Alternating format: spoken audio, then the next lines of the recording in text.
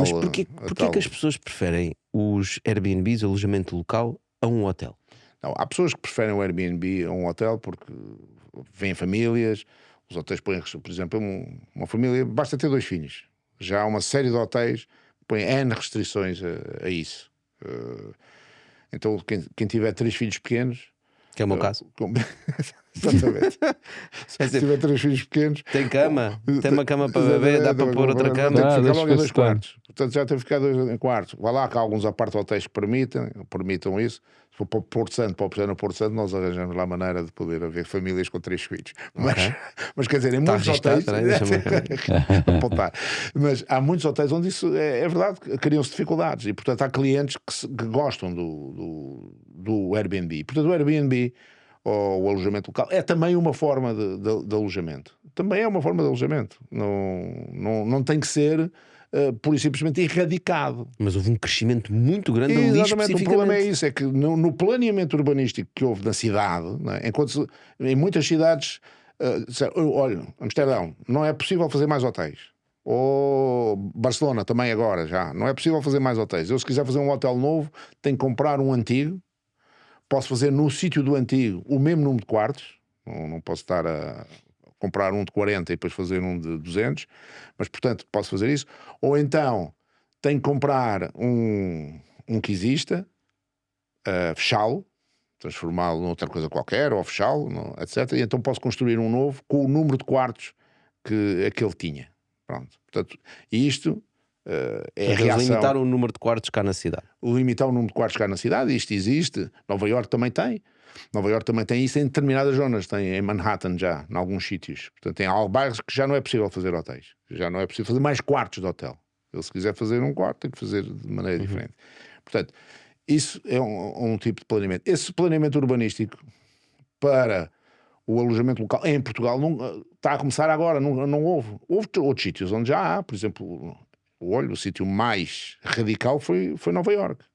Em Nova Iorque limitaram só para ter, ou se tem estadias superiores a 30 dias, portanto, estadias superiores a 30 dias é que pode haver o tal Airbnb sem host, ou então pode haver alojamentos mais pequenos, mas tem que ser na casa da própria pessoa, que foi assim que o alojamento local apareceu, não é? Os Airbnbs apareceram, eram quartos dentro das casas de pessoas, não é? Portanto, e aí era o conhecimento mesmo. Isso era o bed and breakfast. O bed and breakfast, pronto. É assim que nasce. Então, se for assim, está bem. Se for com o host viver lá, portanto, o proprietário viver na casa, então aí pode fazer o alojamento por menos tempo. Se não, é 30 dias. Pronto. E Barcelona também está a limitar bastante agora também a parte. Mas há Airbnbs que posso alugar por 2 ou 3 dias em Nova Iorque? 2 ou 3, se for na casa. Não, mas se não for na casa. Não. Ah. Não há. Mas isso quase que eu diria que isso é um complô lá dos hotéis de Nova Iorque a protegerem o seu negócio, não é? Enfim, nós temos lá 2 hotéis, claramente. não entramos no complô, mas não participaram mas que deu jeito. Não participaram no complô. Não participaram no complô, mas que deu jeito. Não, mas a minha questão também seria um bocado, imagina que mas tem muito a ver com isso. Tem muito a ver que era o grande crescimento que se estava a fazer na oferta turística, não é? E se queremos limitar depois a massificação, depende da oferta que temos, não é? Quer dizer, se houver 5 hotéis, ou Porto Santo tem 3, 4 hotéis, e depois daqueles estarem cheios, não é possível ir mais gente. É que para irem, nem sequer há preciso fazer overbooking com outros hotéis, tem que ir para a praia dormir. Portanto, não é possível. Portanto, este planeamento é importante se eu quero também ter as tais capacidades de carga. Se eu deixo isto tudo à vontade, portanto as pessoas vão pelo mais fácil. Ainda por cima, quando um hotel é tal coisa, um hotel para ser aprovado, entre aprovação, ser construído, ser aberto, etc., demora este tempo todo. Um alojamento local, eu inscrevia-me. O que estás a dizer é competência desleal. Inscrevia-me. Mas eu digo, por exemplo, na minha família com 3 crianças, eu prefiro ir para um Airbnb. Mas eu percebo. Não é? Porque temos crianças também pequenas. Mas o que eu gostava mesmo de ter era estilo Airbnb com serviços de hotel. Pronto. E há alguns apart-hotéis que têm isso, nomeadamente, como eu disse, o Pestana Porto Santo, e no Algarve também arranjamos. Mas depois o que eu sinto nos apart-hotéis é que aquilo é um copy-paste tudo, é tudo igual. parece que estás a viver, não há uma diferença. O Airbnb, tu vais para uma casa, aquela é a tua casa, né? Pois. E ali está outra casa. E o apart-hotel assim é tudo igual. Sim, o Não é? apart-hotel tem um pouco isso. E Até sentes e no os fundo que próprios estás num alimentos. quarto de hotel, Pois, mas é. um bocadinho maior, vá. Estás a ver? Então eu acho que existe aqui uma oportunidade, estamos a falar do crescimento e para onde é que vai a indústria, de haver serviços Sim, mais centralizados nos Airbnbs. Estás a dizer, eles não oferecem pequeno almoço. Por que não haver uma empresa que oferece pequenos almoços em Airbnbs? sim, algumas Há já o coisas fazem, desse já género. algumas coisas já o fazem. Por que não haver serviços de lavandaria mais centralizados, sim. né?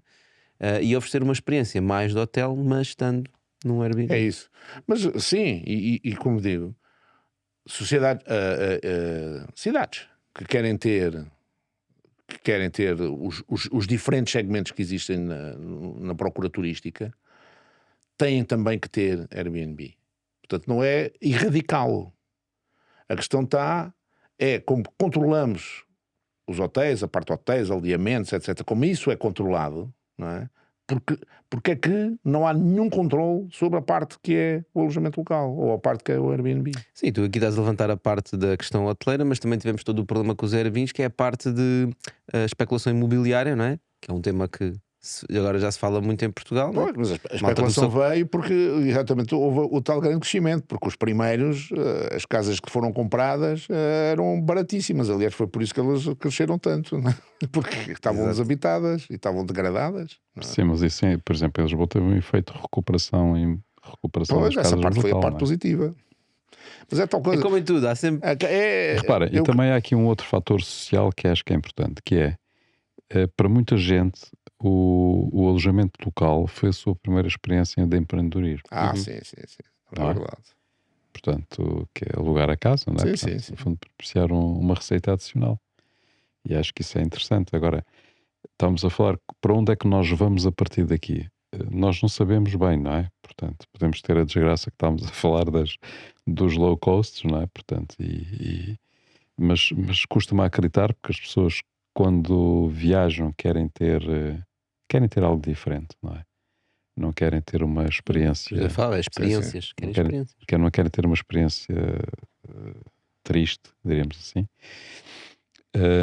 Se calhar vamos evoluir para modelos mais descentralizados do que propriamente os hotéis muito concentrados. Se calhar os próprios hotéis e os profissionais, diríamos assim, da hotelaria vão eles também apostar em modelos mais descentralizados, utilizando casas, utilizando aquilo que são hoje Airbnbs, ou seja, aquilo que for, não é? Portanto, e criando os tais serviços adicionais,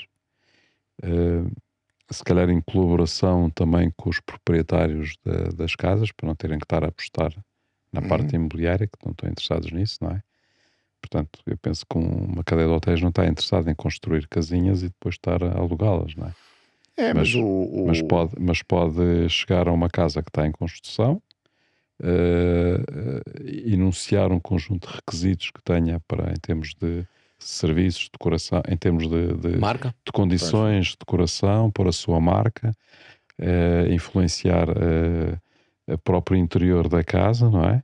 E depois pagar um valor justo ao Em proprietário. cidade ainda não existe muito. Existe alguma coisa, e em cidades como Londres, etc., existe.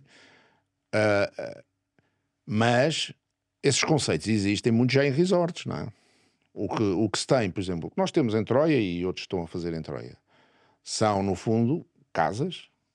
E casas que têm diferentes tipologias. Portanto, há casas, enfim, grandes, com 5, 6 quartos, tem outras com 2 quartos, depois tem uma parte que é apartamentos, uns com uma piscina, outros com uma sauna, outros com, enfim, com jacuzzi, etc, etc. Portanto, ou seja, e depois aquilo é um conjunto turístico que a pessoa escolhe, no fundo, tem ali um conjunto de oferta, escolhe em função daquilo que é a sua necessidade, o seu gosto, mais próximo da praia, mais longe da praia, etc. No Algarve isso também existe, são os tais aldeamentos turísticos, não é? Portanto, aqueles aldeamentos turísticos que são construídos, encontramos casas de diferentes Proprietários. Tipologias, tudo, né? tudo, no fundo. Pronto. Portanto, isso dentro daquilo que é os chamados aldeamentos turísticos e depois os chamados conjuntos turísticos, isso acaba por existir. Agora, era nos resorts, não é? Existia nas áreas de resort, não existia muito dentro das cidades. Dentro das cidades, realmente, foi através do Airbnb. Aliás, com o Airbnb, para mostrar, eu acho que tem que ser regulado, que está em muitas zonas a ser cedido e, portanto, que deveria ser objeto de uma análise. Mas teve papéis importantes, como aqueles que já referi, e teve um outro papel muito importante, que se esquece, que é, no Algarve, grande parte desses aldeamentos turísticos tinham sido construídos, mas tinham sido construídos de uma forma que não era totalmente regulamentada, de acordo com aquilo que estava na chamada lei hoteleira. E nós temos muita maneira de... muito regulamento, em vez de depois de vermos como é que aquilo... Eles operavam como verdadeiros aldeamentos turísticos, e com serviços, e com qualidade. Mas grande parte da melhor oferta que existia no Algarve, ou daquela que estava mais qualificada, como Val do Lobo ou Quinta do Lago, estava toda ilegal. E só se legalizou quando houve a legislação do alojamento local. E muitas delas foram postas como alojamento local e trabalham como alojamento local. Porque a regulamentação no alojamento local é um bocadinho mais Exatamente, baixa. E permitia outro tipo permitiu trazê-los para a legalidade. E trazê-los para a legalidade era coisas tão simples como as pessoas poderem pagar IVA e poderem comercializar através de plataformas que são as plataformas normais, porque quando estavam na ilegalidade, elas em princípio nem podiam ser alugadas. Certo. Portanto, não, havia tudo. Portanto, teve aqui algumas vantagens que foram muito relevantes. Mas, portanto, isto é naquilo no início como ela foi pensada. Que depois, o que nós temos que ver é no fundo, também ir monitorizando como é que as coisas vão acontecendo. E como se monitorizou como aconteceu e, portanto, se fez áreas, por exemplo, no Algarve, em determinada altura, disse, não, isto há casas a mais, aldeamentos a mais, vamos fazer aqui zonas de reserva e de contenção e não se pode construir mais. E quantos dos bons terrenos que existem hoje no Algarve não é possível fazer nada. Portanto, estão como reservas ecológicas, e não se pode construir não sei quantos metros da praia, etc. Portanto, mas foi essa regulamentação que foi uma resposta a uma monitorização que houve. Ora, é isto que também deveria existir hoje nas zonas onde há maior pressão em termos de alojamento local. É também fazer essa monitorização e, em função disso, estabelecer as regras.